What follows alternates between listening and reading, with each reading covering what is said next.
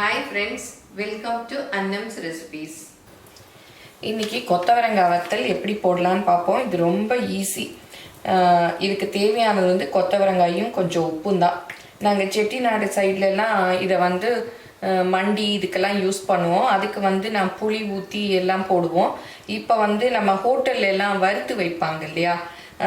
நம்ம ஹோட்டல்ல மீல்ஸ் சாப்பிட்டோம்னா வறுத்து வைப்பாங்க. ரொம்ப டேஸ்டா இருக்கும். அந்த வத்தல் எப்படி போடலாம்னு பாப்போம். நான் இதே மாதிரி கொத்தவரங்காய் வத்தல் என்னோட இன்னொரு சேனல் அன்னம்ஸ் ஹெல்த் ரெசிபீஸ் அதில் வந்து மோரெல்லாம் போட்டு வச்சுருக்கேன். அதோட லிங்க் கீழே டிஸ்கிரிப்ஷனில் கொடுக்குறேன், வேணும்னா பார்த்துக்கங்க. இப்போ இந்த வத்தல் எப்படி போடலான்னு பார்ப்போம். இதுக்கு வந்து கொத்தவரங்காய் பிஞ்சாக இருக்கக்கூடாது, ரொம்ப முத்தலாகவும் இருக்கக்கூடாது. இந்த மாதிரி பார்த்து வாங்கிக்கணும். நான் இன்னைக்கு வந்து 1/4 கிலோ வாங்கியிருக்கேன். உங்களுக்கு எவ்வளோ வேணுமோ அவ்வளோ வாங்கிக்கோங்க. இதுக்கு வந்து வேணும்னா காம்பு கீழே எல்லாம் நறுக்கலாம், இல்லாட்டா அப்படி கூட நல்லா இருந்ததுன்னா அப்படி கூட போட்டுக்கலாம். இப்போ கொத்தவரங்காய் வேகிற அளவுக்கு தண்ணி வச்சுக்கணும்.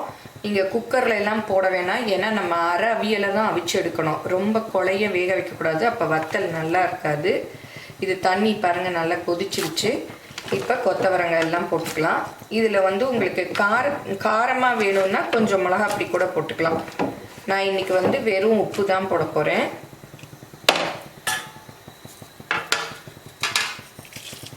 இதுக்கு தேவையான அளவு உப்பு.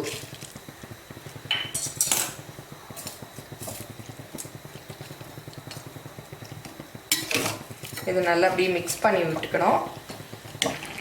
இப்போ பாருங்க கலர் எல்லாம் சேஞ்ச் ஆயிடுச்சு. ரொம்ப கொலைய வேக விடக்கூடாது. இந்த மாதிரி அரை வேக்காடு. நீங்கள் வந்து ரொம்ப நீளமாக இருந்தால் பாதியாக கூட நறுக்கி போட்டுக்கலாம். இந்த மாதிரி தண்ணி வடிகிற கூடையில் போட்டுக்கணும்.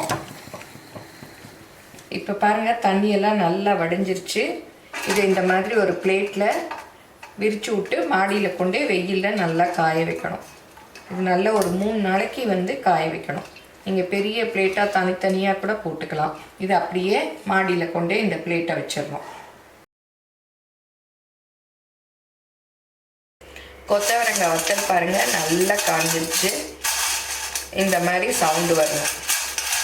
இதை அப்படியே ஸ்டோர் பண்ணி வச்சுக்கிட்டோம்னா ஒரு 6 மாதம் வரைக்கும் நல்லாயிருக்கும். நம்ம வேணுங்கிறச்ச எண்ணெயில் போட்டு பொரித்து சாதத்துக்கு வச்சு சாப்பிட்லாம். இப்போ இந்த கொத்தவரங்காய் வத்தலில் நம்ம வெறும் உப்பு தான் போட்டு நம்ம வேக வச்சோம். நாங்கள் எங்கள் செட்டிநாடு சைடில் எல்லாம் வந்து உப்போட கொஞ்சம் புளியும் கரைச்சி ஊற்றி வேக வைப்போம். அது இன்னும் கொஞ்சம் டேஸ்ட்டாக இருக்கும். நீங்கள் வந்து வறுத்து சாப்பிட்றதா இருந்தால் இந்த மாதிரி காஞ்ச பிறகு கொஞ்சம் மோர் ஊற்றி உப்பு போட்டு கொஞ்சம் மிளகாப்பொடி போட்டு இதை ஊற வச்சுட்டு திருப்பியும் காய வச்சு நல்லா காஞ்ச பிறகு வறுத்து சாப்பிட்லாம். நான் அந்த மாதிரி செஞ்ச ரெசிபி வந்து என்னோடய இன்னொரு சேனல் அன்னம்ஸ் ஹெல்த் ரெசிபீஸில் போட்டிருக்கேன், போய் பாருங்கள். கீழே டிஸ்கிரிப்ஷனில் கூட அதோட லிங்க் கொடுக்குறேன். அது இன்னும் கொஞ்சம் உப்பு காரம் அந்த மோரெல்லாம் ஊற்றுறதுனால அந்த வாசத்தோட வத்தல் இன்னும் கொஞ்சம் டேஸ்ட்டாக இருக்கும். இது வந்து சாதாரணமாக எல்லாருமே செய்கிற மாதிரி மெத்தட் இது.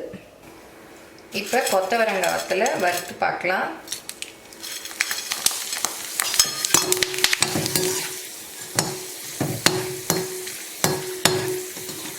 நல்லா இந்த மாதிரி ப்ரௌன் ஆகிற வரையும் வறுத்துக்கணும்.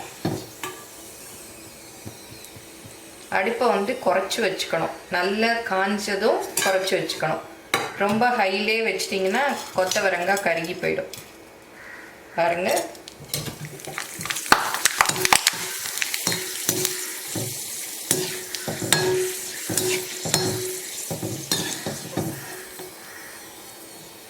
அவ்வளோதான்.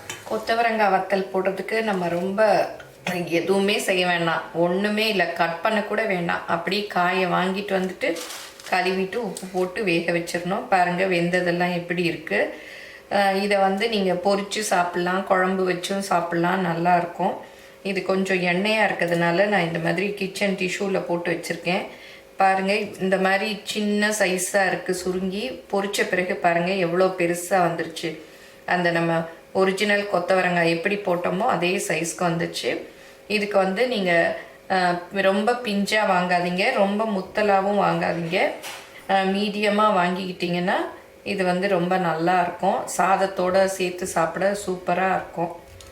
இது எல்லாரும் செஞ்சு பாருங்கள். எப்படி இருந்ததுன்னு உங்கள் கமெண்ட்ஸை சொல்லுங்கள். தேங்க்யூ.